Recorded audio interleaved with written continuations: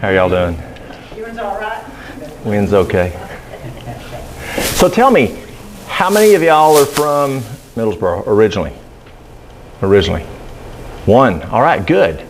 How many of y'all are originally from this part of Kentucky and Tennessee? Okay, so we've got 3. So most of the folks are not from around here. Is that what okay. That's pretty typical. I went to a church down in Alabama about a month ago, and I would say 98% were from that little community, and I don't hardly ever see that. I usually see exactly what we're seeing this evening. So I hope y'all understand me. Y'all understand us around here? Okay, good. I was speaking in Africa recently, and I was speaking to their parliament and different folks, and I asked him, I said, do I need to translate? Because that can make a big difference. And to translate from English into Kinyarwanda, you're looking at a 1 to 3. It takes 3 times longer to translate as it does just to speak. And they said, oh, they understand English, it'll be fine. I said, great. And so I get up there and I start speaking, and this ambassador gets up and walks up to me, and he whispers in my ear, turn off the Southern. And I'm thinking, how do I do that? I said, okay, let me see what I can do. So the rest of that meeting, I tried to speak very clear. Well, needless to say, the next 4 days, I had a translator speaking for me. Couldn't understand me. Even though they understand English, but most of the folks in that area know English from England. And so just American English is different, but from East Tennessee, where I'm from, that was a big difference.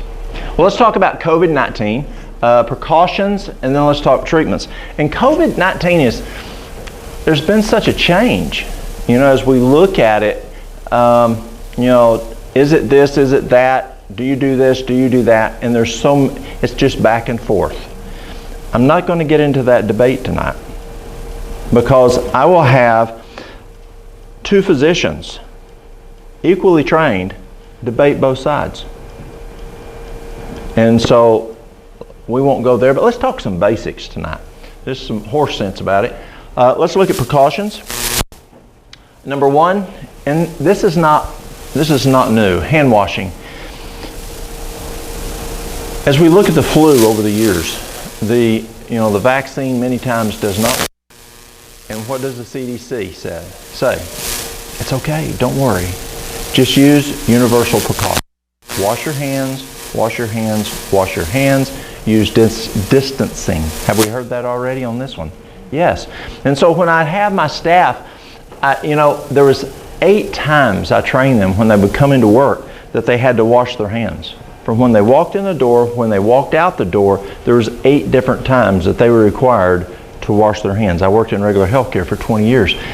And also the aspect of how long do you wash your hands? And a lot of folks think you can just do this and it's over. Well, that doesn't work. Or someone wants to clean a surface. Let's say you use a quaternary. You can't just wash it and dry it, because it takes a while for that to kill whatever that pathogen is. And when you wash your hands, how long do they say? 20 seconds. So what do? You sing what? Happy birthday. Happy birthday. Mary had a little lamb. Something like that twice. And that will be long enough. So wash your hands, wash your hands, wash your hands is very, very important. Use it regularly. And when do you want to wash your hands? When you go to the bathroom, before you go to the bathroom, and after you go to the bathroom. When else? Before you eat and after you eat. When you're handling food. Handling food, yes, before, after. And, when you look at hand washing and food handling, gloves, putting gloves on doesn't mean that your hands now are going to be clean forever. That's a problem I had in dietary. My dietary staff would say, I got my gloves on, and you walk over and pick up the trash can lid or something falls on the floor and you pick it up. Well, your hands are still clean. They're inside the gloves. But are your gloves now dirty? Absolutely. So that means you got to change your gloves again. And many times, I actually would have rather have seen my dietary staff wash their hands than to wear gloves. And back when I started in healthcare, we didn't wear gloves. I mean, back when I started doing healthcare, I mean, I was doing CPR on folks, and we didn't wear, you just did mouth to mouth. When you worked out on the ambulance, you didn't have to wear gloves back then. So the time has matured, and gloves are good. They are. It's just if you're going to wear the gloves, it's not just protection of you. It's protection of the other folks also. I was in a restaurant several months ago, and the servers didn't change their gloves the whole time I was there. They were taking money, they were going back, picking things off the floor, and yes, their hands were protected, but why did they have gloves on? Also to protect us.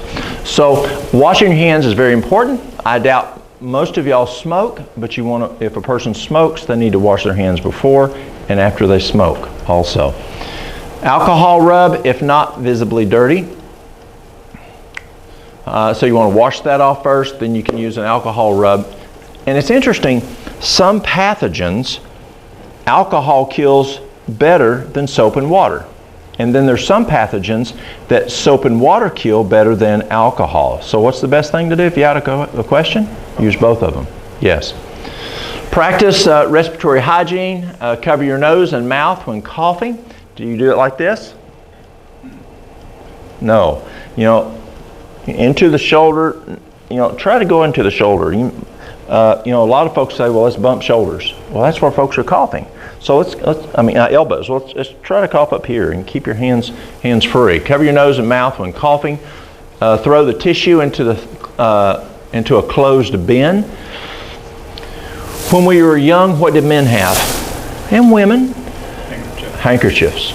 Are handkerchiefs good or bad? They're bad, yeah. They're bad because why?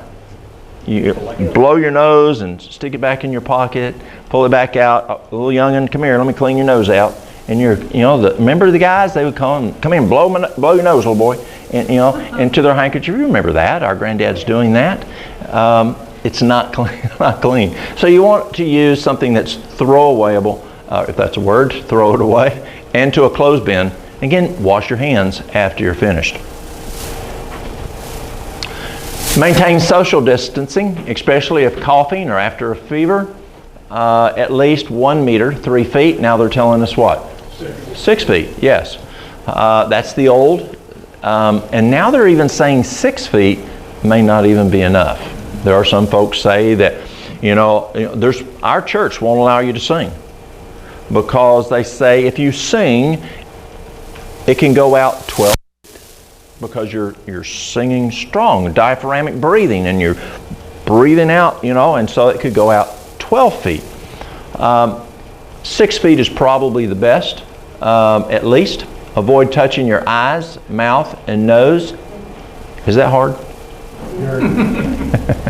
It's really hard. We're always touching our eyes or rubbing our nose or doing something to our face, but we want to try to avoid that. Mask and personal protective equipment, which we call what? PPE.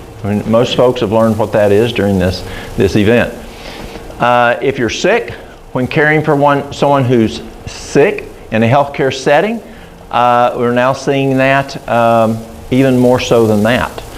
Today, this evening, just before I got here, our mayor released a press release that she was not requiring our county to wear masks because of what she's reading from the CDC and the health department. So she's chose that we not wear masks, that we don't have to wear masks to do business, go to the store. If we want to wear one, that's perfect, but you're not required to. But there's places like Knoxville, Sevierville, some states, you actually can get fined very heavily if you're outside a building and not wearing a mask. That's a debatable issue, and we're not going into that tonight. There's benefits, there's disadvantages to that. But definitely when you're caring for a sick person, you need to wear a mask. You need to protect that person. And we've done that for years. If you have a patient who is in, let's say, isolation, you want to be careful and wear a mask. Let's say their immune system's down, they've had chemotherapy, let's say they've got leukemia and their white cell count, is crazy. You wear a mask, and you do that to protect somebody. So it's not just in a healthcare setting, it's if you're around someone who's compromised. And there's a lot of compromised people around. There really are. So you want to be, you want to worry about those folks. And who's this from? These items that I'm reading here, these that I started with, it actually comes from the World Health Organization. So actually that 1 meter came from the WHO. They've increased that to 2 meters. If you're unwell, stay at home. If you have a fever, cough, or difficulty breathing, seek early medical care. And that early medical care doesn't mean you go to the doctor's office. It could be where you're communicating over the phone, through the internet. It doesn't mean you have to go into a medical location. I was flying back from somewhere, I don't remember where it was, and this fellow sitting beside me was from Sweden, and my family is from Sweden, and so I was enjoying speaking with this fellow, and I was asking him about their healthcare system. That's my interest, is healthcare. And he said, let's say that you went to work today and you were sick. They would actually reprimand you for coming into work today, because it's socialized medicine. If you come in and make everyone else sick, one, it's going to cost the socialized medicine more.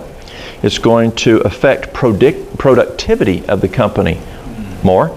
It's going to affect other people getting sick. They're going to affect their family.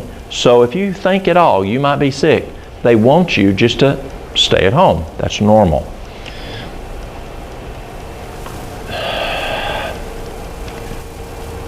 I think that may be easier for some folks today to do. In my generation, no, you go to work. You take care of the family, and you go and make ends meet. So it's harder for our generation to do that than this younger generation. Yeah, I'll stay home, no problem.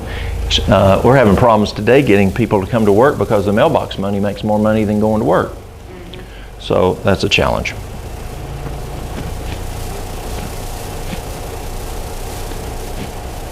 The most important steps for optimizing our immune function are to effectively implement and daily optimize the natural remedies. These remedies include, and I'm reading from Youngberg Clinic, these remedies include sleep, rest, water intake, fresh air, sunlight, moderate exercise, nutrition. What does that sound like to y'all? Yeah, New Start. Avoiding harmful substances like sugar, refined foods, and substances like nicotine and alcohol that impair immunity, stress management, forgiveness, and trust in God. Again, this comes from Youngberg Clinic. We'll talk about some things to build your immune system, but that's the foundation right there. It really is. Those basic laws of health, I find, are so important.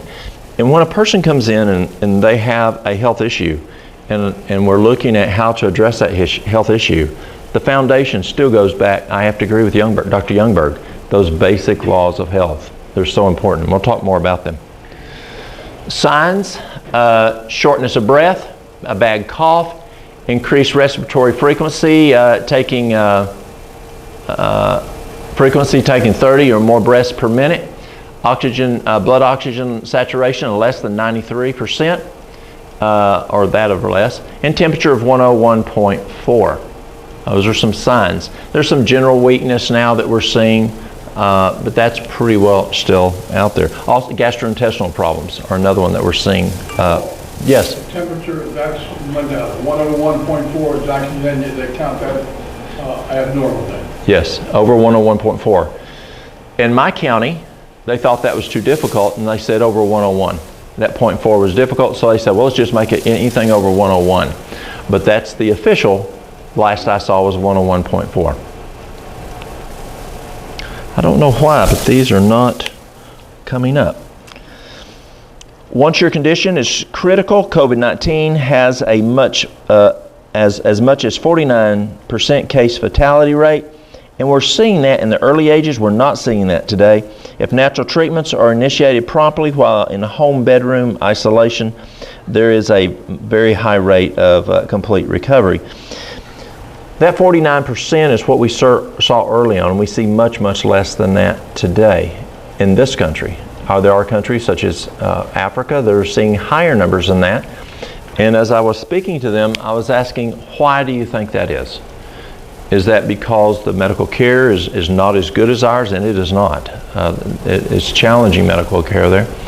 Or it could be that our immune system is better for that virus, the COVID-19, prepared for it than what theirs is.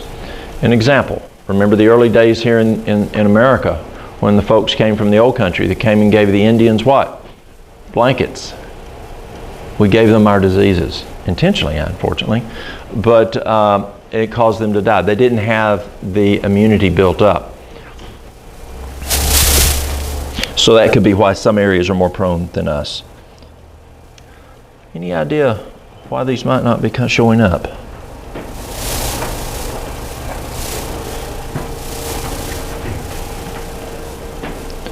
No idea. Okay. I'll just read them. No problem. If infected, especially if symptomatic, it is critical immediately to isolate yourselves to your bedroom with complete bed rest. It is best to stay in a room that is away from the rest of your family or roommates. Is that being done when someone in the household gets COVID? Probably not the best. I've got a friend of mine, he's a fireman, and he called me last week and he said, Walt, I have COVID. Is he isolating himself to the bedroom? Are people doing that? Not the best. They'd probably be better off for the rest of the family if they did. The family is wearing masks to try to prevent from getting it.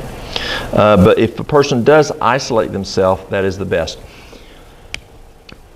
What example is a good example to use for how to address the COVID that we have in our history? We'll talk about it in a few minutes, but that's the influenza of 1918. The cities that were most effective of not getting COVID-19, let's say it's Middlesboro. What they did back in 1918 is the fathers of the city took men and they had shifts at any roads leading into the city. And they had their weapons. And if anybody came up, they said, don't come. If they did, they shot them. They allowed nobody to come into their city. Those cities did not get the Spanish flu. Why? Because nobody came in. Is that tough today to do that? Well, it's tough to shoot people, yes. But we are so dependent on the rest of the country, the rest of the world. Yes, we shut our doors. I got back from Africa like a day and a half before the door closed, or I could still be there right now. That's how close it was coming back. Is it good that we shut the doors? Absolutely, from China and from Europe and what else. But for our local communities, that's tough to do. You know, we're so dependent on things being trucked in. We're not self-sufficient as they were in 1918. You know, how many folks have their cellars full of food? You know, canned foods. How many folks have their own gardens? You know, the influenza of 1918 started in January of 1918, and it went through December of 1919. So it was almost 2 years. Do you think Middlesboro could survive without anything coming in for 2 years? No, not at all. Most places could not. And that's not hoarding, that's just being like squirrels, put food up. We know about this. Y'all are, you know, we're of age that we saw that in our homes when we grew up. And that's the difference in 1918 versus now. We are so dependent on, you know, products from other areas that we're having to let those people into our communities. Drink water frequently to stay well hydrated, enough to maintain clear urine throughout the day. Avoid sugar, juices, junk food. Eat only wholesome food with an emphasis on greens and colorful vegetables, whole fruits and soups made of of different beans and lentils. This isn't showing, so let me just share with y'all. When you look at, there's things that you can take proactively. What's some things you can do proactively to prevent or to keep, what's the bottom line? Keep your immune system up, right? So what can we do to keep our immune system up? Garlic. Pardon? Garlic. Garlic? I do garlic every day. That's a good one, yes. What else? Vitamin C. Vitamin C, yes. The challenge on vitamin C is what's the half-life on vitamin C? 30 minutes. 30 minutes. So if you really want to, as my grandson says, really want to make it work well, go to bowel tolerance until you have a loose stool, as we call here green apple two-step. Go to a loose stool, back up to bowel tolerance, divide that by the hours in the day. If you want to really be aggressive, go to your 30-minute increments and take that throughout the day to bowel tolerance. And that way you're going to keep that, do optimum vitamin C. We'll do that for, like, let's say we're fighting cancer. We'll split that up like that. So, but yes, vitamin C is really good, but split it between the day because it only has a half-life of 30 minutes. But vitamin C is very good. Yes, what else? D. What? Vitamin D. Vitamin D. Now, as you look at vitamin D, there's two ways to look at it. What is the most important way to look at vitamin D? Sunshine. But let me give you a hint. You can take, say, 5,000 IUs of vitamin D a day. Is that what you look at? I have a physician that just came in today, and that's what he believes. Blood work. What's the blood work? That's exactly right. Case in point. I had a lady several years ago, she came in to me and she was taking 5,000 IUs a day, and her vitamin D level was like 12. Now, is that good or bad? Bad, yeah. A normal range is 30 to 100, but 30 is dirt low. It's not enough. And so this lady's got this low vitamin D of about 12, and she's taking 5,000 IUs. According to this physician, that's what he takes, that's what everybody should take, and that's enough. But was it enough for her? Now, there's another aspect of how much regarding vitamin D, is how much sunshine you get. Now, the sunshine is, how much sunshine you get is also dependent on what else? Your skin color, yes. I was just in Africa. I took a black physician with me. We're working with a medical school there. This guy's black, and he tells the black folks, he said, we have sunglasses on. And we need 6 times more sunshine than that guy does, as he pointed to me. 6 times more. Now, this person I'm speaking of, who had that low vitamin D, who was taking 5,000 IUs a day, they're Caucasian. They work outside all day in landscaping. So you'd think, that's enough vitamin D, wouldn't you? Enough sunshine to have proper vitamin D. So then we decided we're going to bump it up. We'll go 5,000 twice a day. We went up to 17. That's not much. Still not enough. So we thought, okay, let's do what a physician up in Washington, D.C. does. A good friend of mine, he does 20,000 twice a day and tests monthly. So we went to 20,000 twice a day.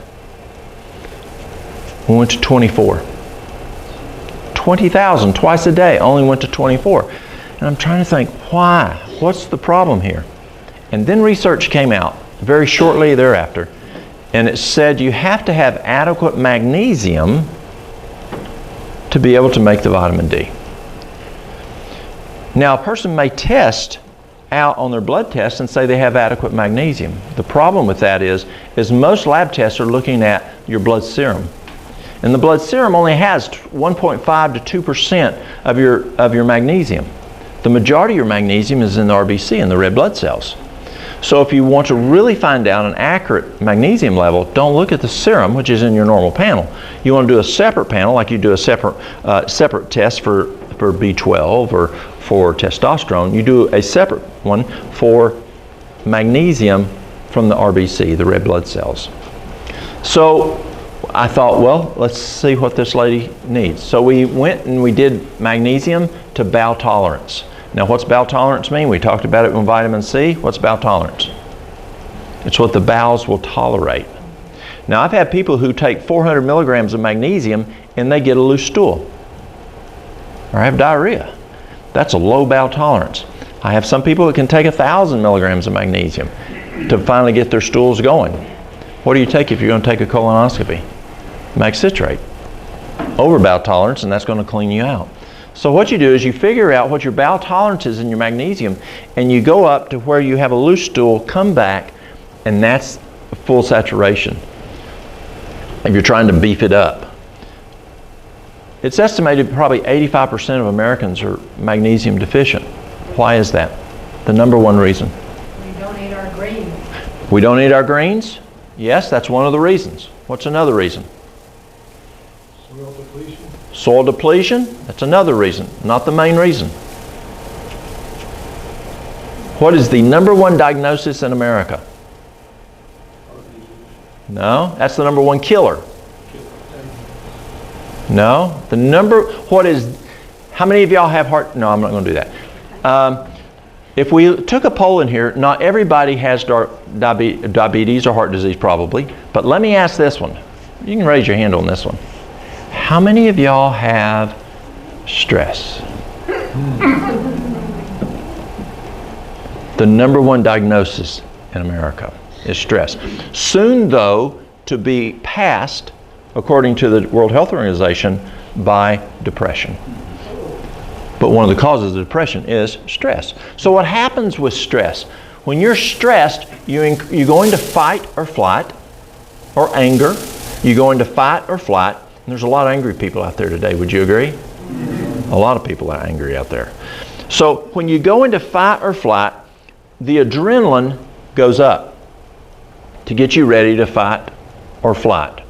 When adrenaline goes up, then what happens is God put a fire extinguishing system in us that protects the cells from the harmful benefits of adrenaline.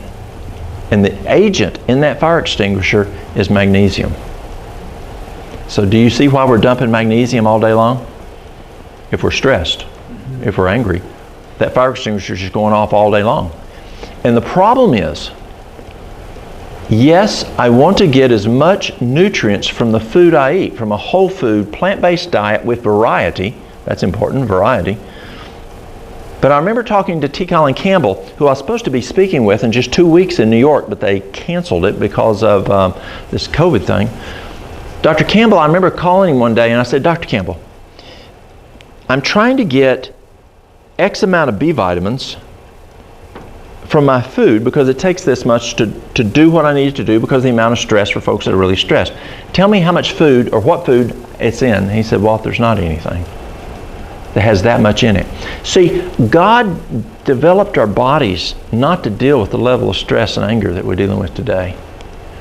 And yes, we need to eat as much greens and healthy food. And yes, we need to figure out how to amend our soil so that we have healthy soil. But until we get to that point, then we need supplementation.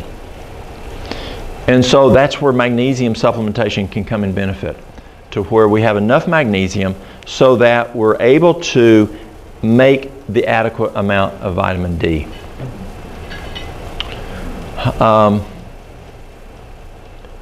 So when this lady when she took the magnesium, her vitamin D just shot way high. Well, because we were doing, 20,000 twice a day.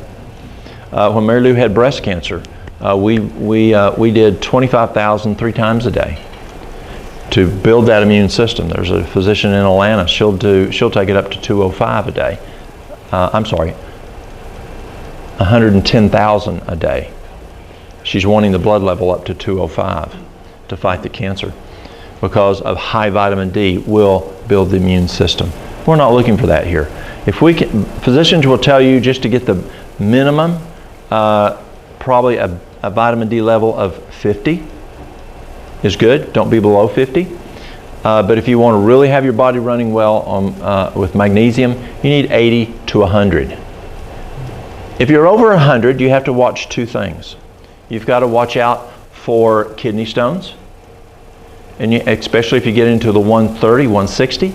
Also, you have to watch for arrhythmias. There can be arrhythmias over 100. If you're fighting cancer, as the physician in Atlanta says, she says, I can deal with kidney stones versus stage 4 cancer where this person's about to die. But in this case with COVID, we're not about to die. And so we're just trying to get that vitamin D up level in our blood to around 100, 80 to 100, and that's going to help our immune system. Just probably 2 months ago, a study came out and said that if you have an adequate vitamin D, it works better than any flu shot. Vitamin D is so important. What about adding vitamin K to vitamin D? Yes, vitamin K is good. Yes, you want to put vitamin K with it. Thank you.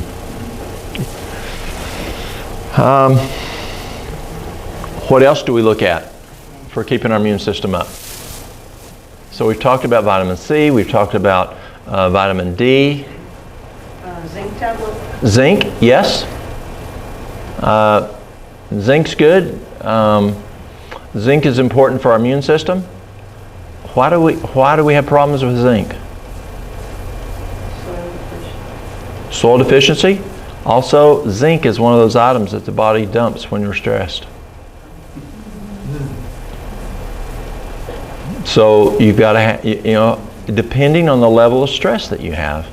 And as we look at these 8 laws of health, under New Start, what's the foundation? The last T in New Start, which is the foundation, not the least, but what is it? Trust. Trust in God. Do you believe we're about to go into a time as never before? Yes. This is nothing, y'all. This is nothing. I believe we're in a time of travail. We can talk academia all day long. If this happens, this is what we're going to do. We can talk academia all the time of at the time as the time comes, as we look at Revelation, as we look at Daniel, as we look at at the prophecies, this is what's going to happen. All I have to do is run to the mountains and I'll be fine.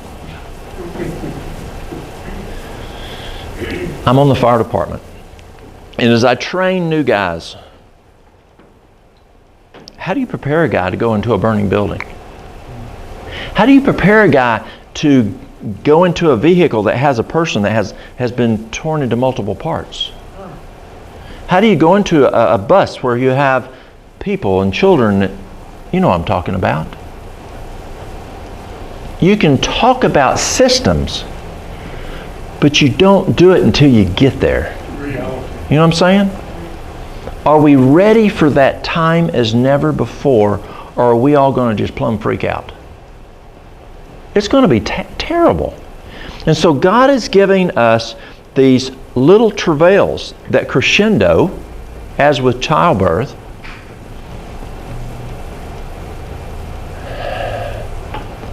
Yes, we can get frustrated right now as we look and listen. I mean, yes, people came into our county to burn our county. I was there with the fire truck. They came in to burn our courthouse, and they came in to burn our police department. I mean, they were ready to do it. Fortunately, we had enough support that didn't happen. And we think that's tough. But it's not at all tough. It's what we're about to happen down the road. Daniel 12:1 says it is a time as never before. So how do you prepare for that? How does a spouse prepare for a spouse dying?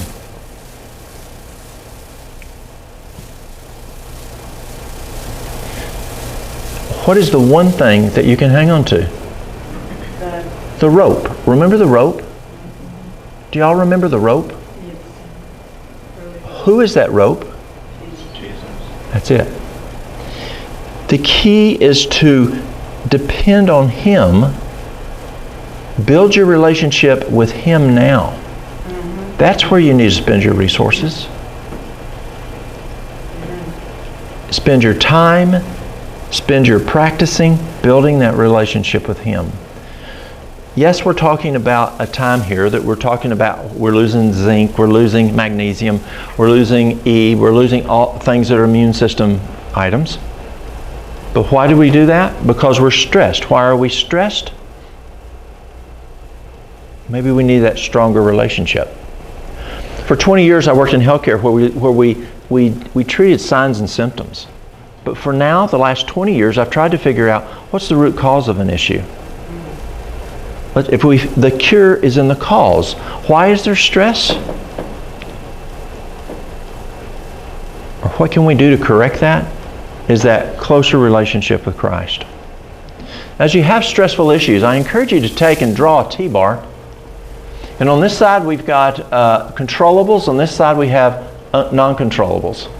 And whatever your stressor is today, whether it's a house payment, whether it's a car payment, whether it's whatever it may be, write those, whether it's controllable or non-controllable. I talked to a lady yesterday. She came in. Her son is in prison for shooting a state trooper. She may never see her son again.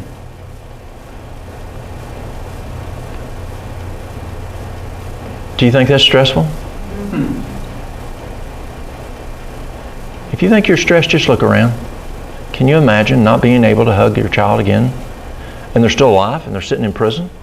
It would be very difficult. And I encouraged her, I said, look at your stressors. The ones you can control and the ones you cannot control. And that one's over here for her. Yes, she can pray for him. Yes, she can send things to him. Yes, she can talk to him on the phone. But she can't see him. She can't be with him. You know what I'm talking about. So it's over here. And so I asked her, I said, write your stressors here that are controllable. Your non-controllables, write them here, because it doesn't matter what you do. Whether you fret, is it going to fix it? No. What's it going to do? It's going to blow your immune system. And you're going to be upset. Take this here and tear it in half and take this list and give it to God. Amen. And say, God, there's ne'er a thing I can do to fix this. It's yours. Please take this for me. Do you believe God will do that? Amen. I believe He will. Now, do you think it's over there? No. Satan is he's going to want to take that list and dangle it in front of that lady again. Your son's in prison. You'll never see him again. And what is it I told her to do? I told her to say to Satan, Satan, get thee behind me. In Jesus' name. Or in Jesus' name, Satan, get thee behind me. And you say, Satan, that is God's. He's taking care of that now. Now go on, get out of here. Because that's not hers anymore. Remember, it talks about in the Bible, we can take our sins and they're in the deepest oceans, but we go down, we dig them back up. Sometimes we dig those stressors back. We dig the stressors back up. And we need to give those to God. This is not a stress class. This is an immune system class. But stress blows our immune system. And if you don't get to root cause, you don't fix it. Correct? Let's say I have a piece of sandpaper and I'm rubbing my arm. And you come up and you say, oh, let me put something on there. And so you put some ointment on there. With sandpaper.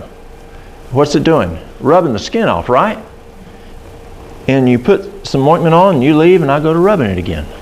And then you come back several days later, I'm going to be rubbing on the bone now.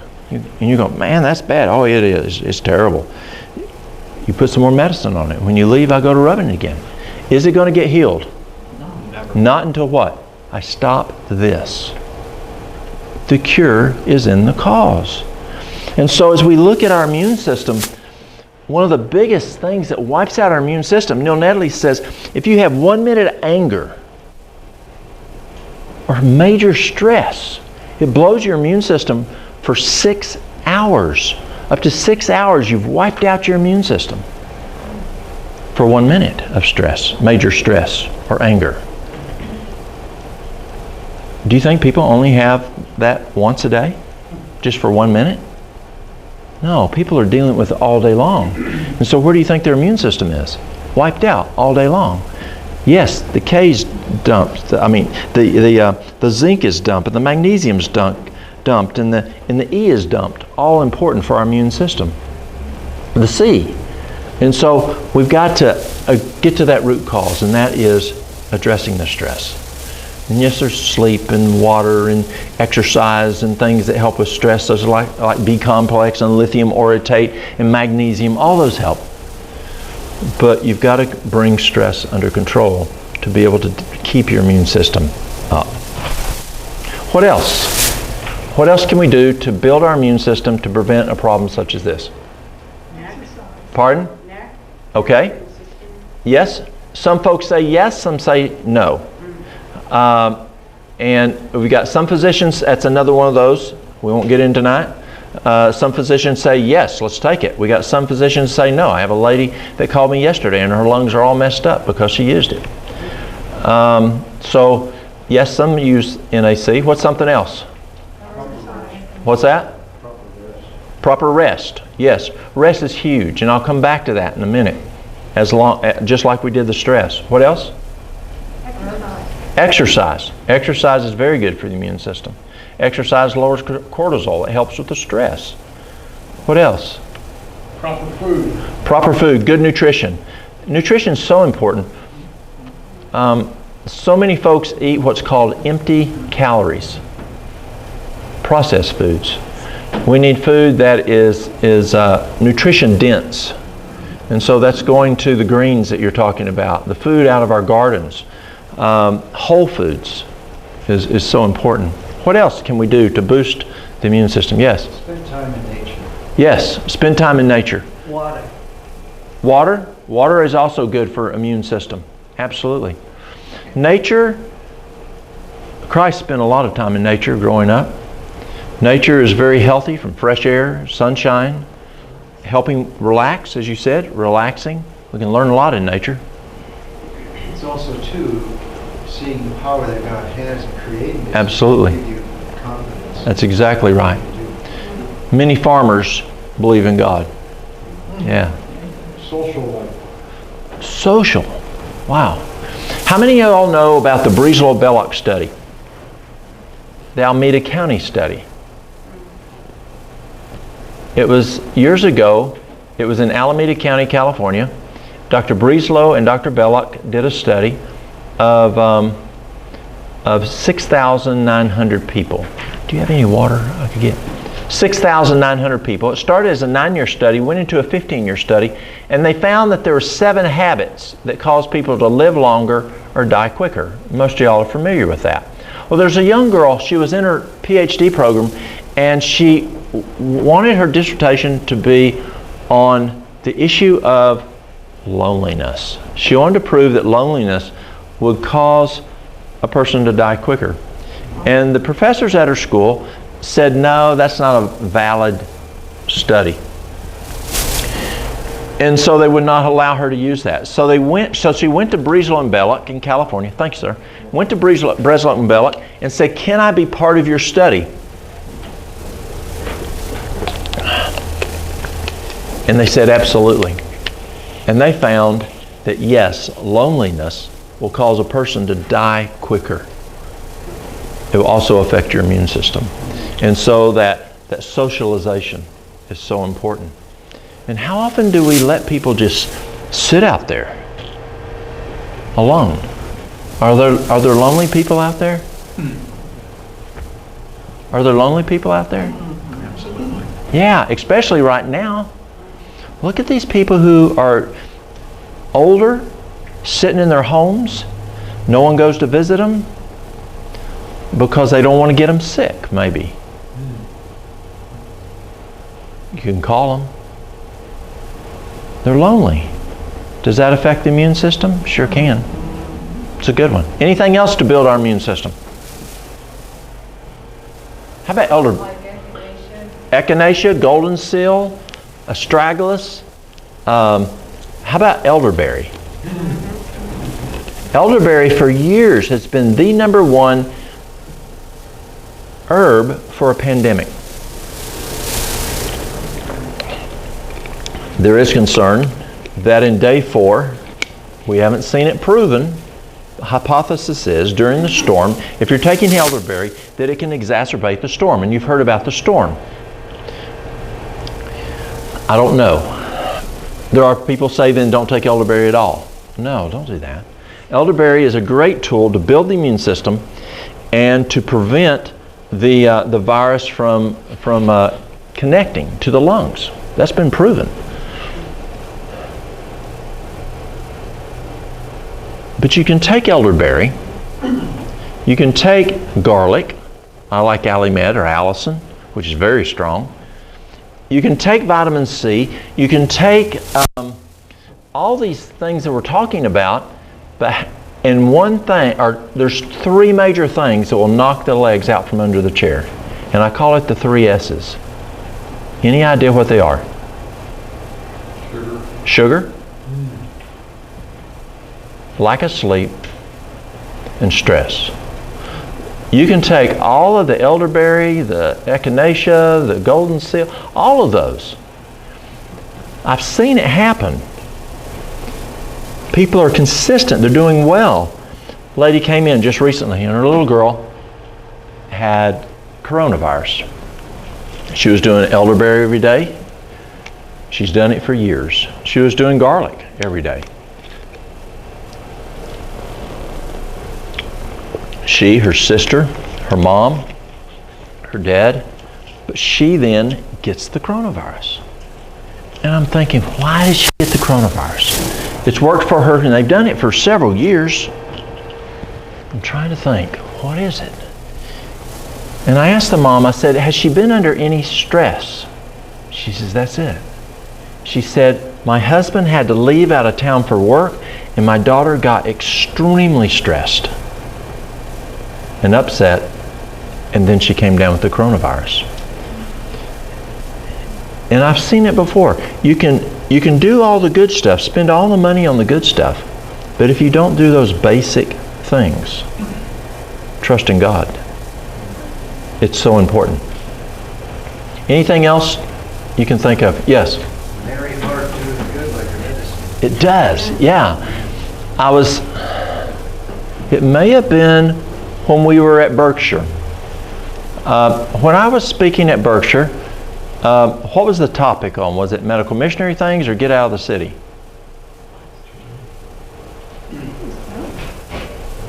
Perhaps both. Okay, because I spoke 2 times very close together there, and one